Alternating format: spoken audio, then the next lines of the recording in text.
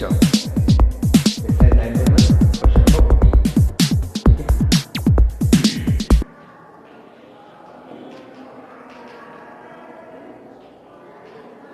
14 तक तो last video में था, एक बार देख लेना। ओके 14 क्वेश्चन क्या है? 1.2 मीटर tall girl sports a balloon moving with the wind in a horizontal line at a height of 88.2 meter from the ground। Okay एक गर्ल है, गर्ल की हाइट है कितनी? 1.2 मीटर। ओके गर्ल है 1.2 मीटर टॉल है, उसकी हाइट है 1.2 मीटर टॉल। वो क्या कर रही है? बलून को स्पॉट कर रही है, देख रही है नीचे से। ओके बलून कितनी हाइट पे है? ग्राउंड से 88.2 मीटर हाइट पे वो बलून है। ओके एक चीज समझना, यहाँ नीचे से 88.2 मीटर हाइट पे बलून है। ओके तो टोटल ग्राउंड लेवल से उसकी हाइट कितनी है बलून की? 88.2 मीटर। ठीक है बट अगर वो जो एंगल बनेगा, एंगल ऑफ एलिवेशन गर्ल की, वो जो गर्ल खड़ी है उसकी आइज से बनेगा, तो उसकी आइज से लेके बलून तक की हाइट कितनी हो जाएगी? ये हॉरिजॉन्टल कितनी हाइट हो जाएगी? 88.2 में से वो गर्ल की जो हाइट है उसको हम सब्ट्रैक्ट करते हैं, समझ लो। तो गर्ल की हाइट कितनी है? 1.2 मीटर है। बलून की ग्राउंड लेवल से उसकी जो हाइट है वो कितनी? 88.2। ओके तो 88.2 से मैं 1.2 क्या है? गर्ल की हाइट 1.2 मीटर में सब्ट्रैक्ट कर दूंगा, तो वो जो बलून की जो हाइट है ना, h जो है अपना height of the balloon, h equal to कितना आ जाएगा? 88.2 से गर्ल की हाइट 1.2 मीटर में सब्ट्रैक्ट करेंगे तो कितना आएगा? 87 मीटर। ये इतनी हाइट पे बलून है, कोई प्रॉब्लम नहीं है। क्लियर समझ आ रहा है? अब वो क्या कर रही है? बलून को देख रही है, तो अभी वो यहाँ है, तो यहाँ पे उसको स्पॉट कर रही है, वो यहाँ पे वो बलून है। ठीक है यहाँ पर ये बात है, तो यहाँ उसका जो एंगल है ना, वो एंगल है कितना? 60 डिग्री। ओके इतना जो एंगल अभी जो बन रहा है वो कितना बन रहा है? 60 डिग्री। थोड़ी देर बाद क्या होगा? ये एयर के साथ में मूव करते हुए आगे जाएगा। ठीक है तो उसमें ये बलून थोड़ी देर बाद ये इसकी जो पोजीशन है वो यहाँ पे होगी, तब उस गर्ल की हाइट से इसका जो एंगल बनेगा वो एंगल कितना हो गया? डिक्रीज होके कितना हो गया? 30 डिग्री। 30 डिग्री ये बना, कोई प्रॉब्लम? ओके अब जब ये 30 डिग्री हो गया, आगे क्या है? The angle of elevation of the balloon from the eyes of girl at any instant is 60 degree. After some time, the angle of elevation reduced to 30 degree. Find the distance traveled by the balloon during the interval. Balloon की जो distance है वो कितनी distance पे travel की है? तो यहाँ से लेके यहाँ तक ये अपने वो मैं इसको टीवी ले लेता हूँ, तो ये मुझे फाइंड करना है कितनी डिस्टेंस बलून ने यहाँ से कितनी डिस्टेंस से ट्रेवल की है। कोई प्रॉब्लम नहीं। ओके ये जो हाइट है ना, ये हाइट कितनी हो जाएगी? 87 मीटर। ये क्लियर है? क्यों? बिकॉज जो ग्राउंड लेवल है ना, यहाँ तक तो हाइट कितनी है? 88.2, बट उसमें गर्ल की हाइट कितनी है? 1.2 मीटर। तो गर्ल की हाइट को सब्ट्रैक्ट कर लीजिए, नेक्स्ट अपने को कितना लेना है? 87.2। कोई प्रॉब्लम? क्लियर? अभी एक चीज है, ये ए भी हो गया, मैं सबको दे देता हूँ, उसको सी ले लेता हूँ, उसको बी ले लेता हूँ, उसको ई ले लेता हूँ। दो ट्रायंगल है। फर्स्ट ट्रायंगल में क्या है? ट्रायंगल ए डी ई 1060, ये 87 है। तो ये चीज तो यहाँ क्लियर है कि ये वाला जो ये वाली हाइट है ये भी 87 होगा। अंडरस्टैंड? तो 1060 इक्वल टू ये क्या लिया अपन ने? डीए अपॉन ये परपेंडिकुलर अपॉन बेस होता है। ओके तो डीए अपॉन ई है 1060 equal to perpendicular DA, DA कितना? 87 अपॉन ई, ये अभी मुझे पता है नहीं, तो इसको मैं कोई वाई ले लेता हूँ, इसको कुछ भी ले लो। वाई 1060 क्या होता है? √3 equal to 87 upon y. Y मुझे फाइंड करना है, वाई इधर आएगा तो √3 इधर आ जाएगा। वाई क्या हो जाएगा? 87 अपॉन √3 मीटर। ये होगी अपनी इक्वेशन को। अब ये वाई की वैल्यू आ गई, कोई प्रॉब्लम? ठीक है अब मैं लूंगा क्या? Triangle C B E. पहले क्या लिया था मैंने? Triangle D A E. समझ आ रहा है? अब मैं क्या लूंगा? Triangle C B E. तो सी बी ई में ट्रायंगल सी बी ई में 10 एंगल कितना है? 30 बनता है इस ट्रायंगल में। 10 30 equal to perpendicular C B क्या है? 87 अपॉन बेस। अब बेस क्या होगा? बी ई तक होगा, टोटल होगा। तो यहाँ से यहाँ तक तो x से और ये y है, तो टोटल बेस क्या हो जाएगा अपना? x प्लस y tan 30 जो है ना वो होता है 1/√3 equal to 87/x plus y। ये x प्लस y को इधर शिफ्ट कर दो, इसका क्रॉस मल्टीप्लाई आ जाएगा तो x plus y equal to क्या आएगा 87/√3। y की वैल्यू क्या थी अपने पास 87/√3, समझ लो। तो y की वैल्यू इक्वेशन कौन से पुट कर दूं मैं 87/√3 इक्वल टू 87/√3। ये 87/√3 को इधर शिफ्ट करके 87/√3 को इधर शिफ्ट करके इसको सॉल्व करके मैं x फाइंड कर सकता हूं। अंडरस्टैंड? और वो x हमको फाइंड करना था, क्लियर? आगे कैलकुलेशन हो जाएगी कैलकुलेशन इसको शिफ्ट करके आपको एलसीएम फाइंड करना सॉल्व करना है, क्लियर है? ये हो गया आपका question number 14। Okay, next question number 15। देखो 15 question number 15, a straight highway leads to the foot of the tower। क्या है ये टावर है अपना फर्स्ट, ये स्ट्रेट हाईवे है। ये क्या कर रहा है हाईवे 15 क्वेश्चन, हाईवे कहां तक जा रहा है to the foot of the tower, clear? ये भी मेरा टावर है। आगे a man standing at the top of the tower, यहां पे ये बंदा खड़ा हुआ है, ये यहां से खड़ा होकर क्या कर रहा है ऑब्जर्व कर रहा है। a man standing at the foot of the at the top of the tower observes a car at an angle of depression 30 degree। angle of depression ऊपर से नीचे देखेंगे तो depression बनेगा, नीचे से ऊपर देखेंगे तो elevation बनेगा। तो यहाँ से वो एक कार को ऑब्जर्व कर रहा है, रोड पे कार वो कार की कितने डिग्री एंगल से इसको देख रहा है 30 डिग्री से। कितने से होगा 30 डिग्री से ऑब्जर्व कर रहा है। ओके, आगे which is approaching the foot of the tower with a uniform speed। वो कार एक ही यूनिफॉर्म स्पीड से कांस्टेंट स्पीड से चल रही है तो टावर की तरफ। 6 second later the angle of depression of the car found to be 60 degree। After 6 second क्या हो जाएगा, पॉइंट से डी पे आएगी वो कार और उसका जो वो है एंगल कितना हो जाएगा 60 डिग्री। कोई प्रॉब्लम? ठीक है। Find the time taken by the car to reach the foot of the tower from this point। तो वो कार को यहां से यहां तक पहुंचने में कितना टाइम लगेगा, क्या पूछा आपने finally? Find the time taken by the car to reach the foot of the tower। time taken by the car to reach the foot of the tower point D से डी तक उसको पहुंचने में कितना टाइम लगेगा ये हमको find करना है। ओके, अभी तक जो क्वेश्चन सॉल्व कर रहा है उन सारे क्वेश्चन के अच्छा इसमें एक चीज हो रही है, टावर की हाइट के बारे में उसमें कुछ हो रहा नहीं है। ठीक, टाइम जो दे रहा है वो 6 सेकंड दे रहा है कि ई से डी तक आफ्टर 6 सेकंड ई से डी पे आ जाएगा। हर क्वेश्चन में हम क्या करते हैं कि इनके बीच की डिस्टेंस निकालते हैं। यहाँ डिस्टेंस नहीं निकाली, यहाँ क्या लिखा है टाइम देखा, ये डिस्टेंस नहीं है उनके बीच। डिस्टेंस कुछ भी होगी वो भी हमको पता नहीं, ये क्या है सिर्फ टाइम है। ओके, डी से बी के बीच में हमको टाइम फाइंड करना है तो इसको मैं ले लूं टी, टाइम लिया है मैंने नॉट डिस्टेंस। क्लियर है? कोई प्रॉब्लम? एक चीज अपन ने एक चीज बहुत अच्छे से पढ़ी हुई है, ये लिख ली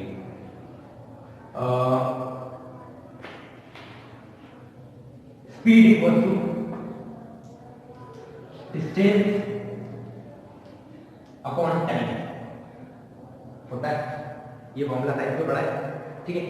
यहां पे जो कार की स्पीड जो उसने बोली है यूनिफॉर्म स्पीड बोली, कांस्टेंट स्पीड बोला है उसने, ठीक है? तो स्पीड को सपोज मैं लेता हूं let speed of the car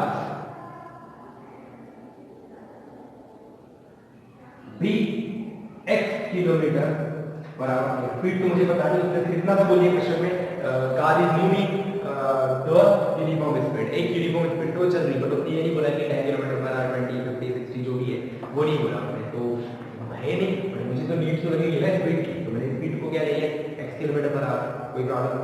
ये ना आपने कंफ्यूज करने वाला क्वेश्चन है एक्सरसाइज, ये मान के चलो, क्योंकि बाकी जितने भी क्वेश्चन में डिस्टेंस गिवन होती है तो डिस्टेंस को लेके हम ये भी कर सकते हैं, पर यहाँ डिस्टेंस नहीं है, हम पहले डिस्टेंस फाइंड करेंगे, टाइम गिवन है। कोई प्रॉब्लम? क्लियर? अभी एक चीज देखो, अगर मैं सॉल्व करता हूं इसके लिए CD की मुझे डिस्टेंस निकालना है, ठीक है? तो डिस्टेंस इक्वल टू क्या होगा, स्पीड इनटू टाइम, ठीक? तो मुझे निकालनी है डिस्टेंस बिटवीन CD की डिस्टेंस क्या होगी है, डिस्टेंस इक्वल टू क्या होता है स्पीड इनटू टाइम। तो स्पीड क्या लिया मैंने x kilometre per our into time, c से b तक आने का टाइम कितना लगा है 6 सेकंड। ओके, तो इनटू टाइम क्या हो जाएगा, तो स्पीड डिस्टेंस कितनी होगी इसकी 6x किलोमीटर। कोई प्रॉब्लम इसमें, कोई प्रॉब्लम क्लियर? तो CD की जो डिस्टेंस है, एक्चुअल डिस्टेंस है, वो कितनी होगी 6x किलोमीटर। ये अपनी डिस्टेंस है, ये जो 6 सेकंड का आपको टाइम था। हमको क्वेश्चन सॉल्व करने के लिए नीड कितनी होती है, डिस्टेंस की। कोई प्रॉब्लम? ओके, क्वेश्चन में उसने क्या पूछा है कि उसको यहाँ तक आने में कितना टाइम लगेगा, तो अल्टीमेटली हमको t फाइंड करना है। ठीक, अब यहाँ टाइम है मेरे पास t। ओके, D से B तक आया, यहाँ भी अपने को डिस्टेंस निकालनी पड़ेगी। तो मैं क्या निकालूं, डिस्टेंस बिटवीन DB या 3D। तो यहाँ पे डिस्टेंस क्या होगा, स्पीड इनटू टाइम। ठीक, तो स्पीड क्या है, क्या बोला था उसने कि वो यूनिफॉर्म स्पीड से चल रही है, मतलब स्पीड में कोई चेंज नहीं है। तो स्पीड तो मिल रही है x, बट यहाँ टाइम हमने क्या लिया t, क्योंकि उसने एक चीज देखा, उसने इसके लिए t से d तक आने के लिए तो बोला था कि 6 सेकंड उसको लग रहे हैं, और तो उसने ये नहीं बोला कि d से b तक जाने में कितना टाइम लगा है, तो वो टाइम मैंने t ले लिया। कोई प्रॉब्लम? तो ये क्या हो गया, xt किलोमीटर। ओके, तो ये डिस्टेंस मेरे को पता चल गई xt। अभी t को भी प्रॉब्लम ये बताओ, प्रॉब्लम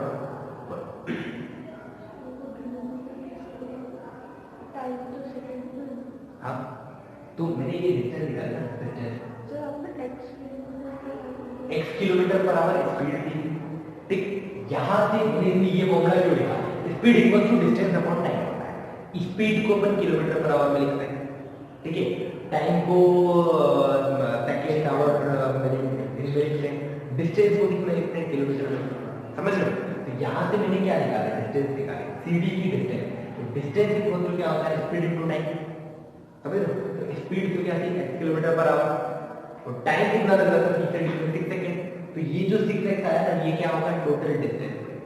मतलब स्कूल से आपके घर तक जाने में आपको लग रहे हैं 10 मिनट। ठीक, 10 मिनट आपको लग रहे हैं। स्कूल से आपके घर तक की डिस्टेंस जो है वो कुछ भी कोई पर्टिकुलर किलोमीटर होगी। ठीक है, तो आप जो वो टोटल जो वो डिस्टेंस निकालोगे ना, वो कैसे निकालोगे, आपकी स्पीड, आपकी speed 10 kilometre per our, time आपको लग रहा है 10 मिनट। ठीक, तो डिस्टेंस क्या हो जाएगी, 10 × 10, दोनों को मल्टीप्लाई करो। इतना सा याद रखो कि फॉर्मूला क्या होता है, speed equal to distance upon time.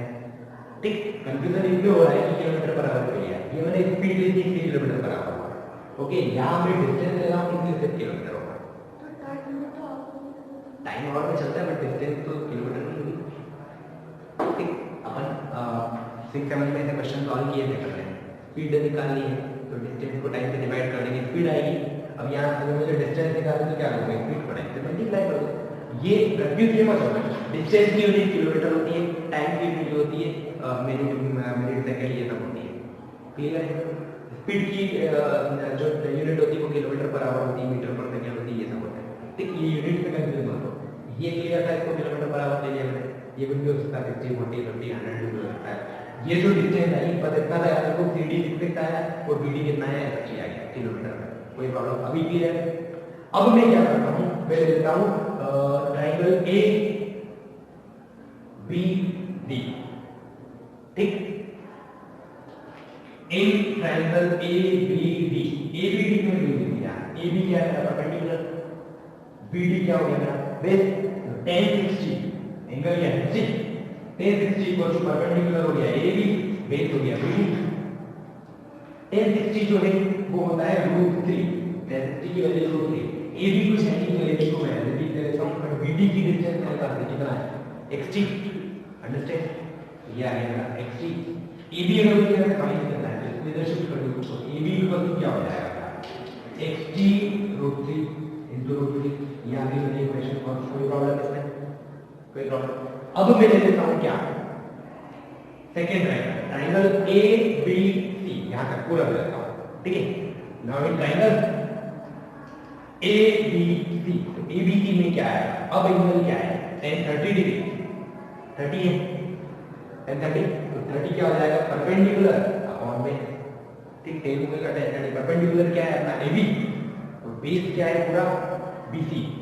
समझ रहे हो, 30 तक जाने के लिए मुझे BC तक जाना पड़ेगा। कोई प्रॉब्लम? 1030 जो है वो होता है 1/√3। AB जो है वो चीज है, बट BC क्या होगा, BC क्या होगा, xt भी आ जाएगा और 6x भी आएगा, तो 6x + xt। अंडरस्टैंड? मुझे BC क्या लेना पड़ेगा, 6x + xt, कोई प्रॉब्लम? इसका मल्टीप्लाई इधर कर दो 6x प्लस xt अपॉन क्या है √3 equal to ab, equation number second. Equation first में ab की value xt plus √3 xt into √3, equation second में ab की वैल्यू ये है, दोनों वैल्यूज को मैं इक्वेट कर सकता हूं, वहां भी ab की वैल्यू थी, यहां भी ab की वैल्यू है। By equation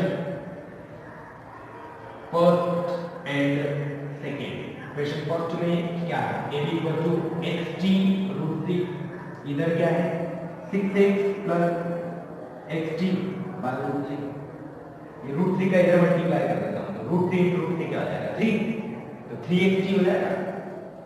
understand? ये xt को मैं अगर इधर शिफ्ट कर देता हूं तो माइनस xt हो जाएगा, इक्वल टू बचेगा क्या मेरे पास 6x, 3xt से क्या सब्ट्रैक्ट हुआ इधर और वही 3xt से 1xt सब्ट्रैक्ट हुआ 2xt बचेगा, 2xt इक्वल टू मेरे पास क्या है 6x, क्लियर? x से x भी कैंसिल, t मुझे फाइंड करना है 2 से इसको डिवाइड कर दो तो t इक्वल टू क्या आएगा 6 अपॉन 2 से कैंसिल हो गया क्या आएगा 3, तो t इक्वल टू क्या हो गया 3 मिनट आवर जो भी है टाइम आ गया अपना 3 सेकंड, कोई प्रॉब्लम? तो ये जो यहाँ c से d तक आने में उसको 6 सेकंड लग रहे थे, तो d से b तक आने में उसको कितना लगे 3 सेकंड, ठीक? तो टोटल c से b तक आने में टोटल टाइम कितना लग जाएगा उसको 6 second plus 3 second, total time कितना लग जाएगा 9 सेकंड। कोई प्रॉब्लम बेटा? क्लियर है? इंपॉर्टेंट थिंग क्या है, चलो